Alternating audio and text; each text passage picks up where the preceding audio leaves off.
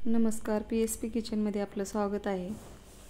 तर मी आज बीटपासून नाश्ता बनवणार आहे। तर 1 वाटी ज्वारीचे पीठ घेतलेलं आहे। बीट खिसून घेतलेला आहे। हिरवी मिरची,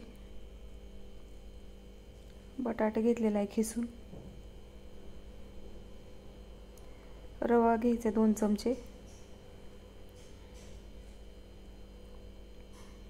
धने जिरे पावडर, ओवा टाकायचा थोडासा,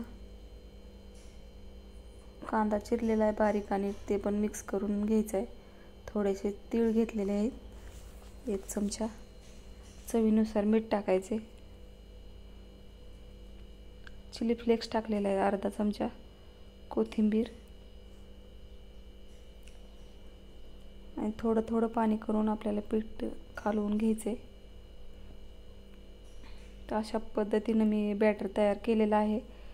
तर गॅसवर तवा ठेवलेला आहे। तर तवा गरम झालेला आहे, तेल लावायचे। तेलाच्या ऐवजी तूप पण लावू शकता तुम्ही।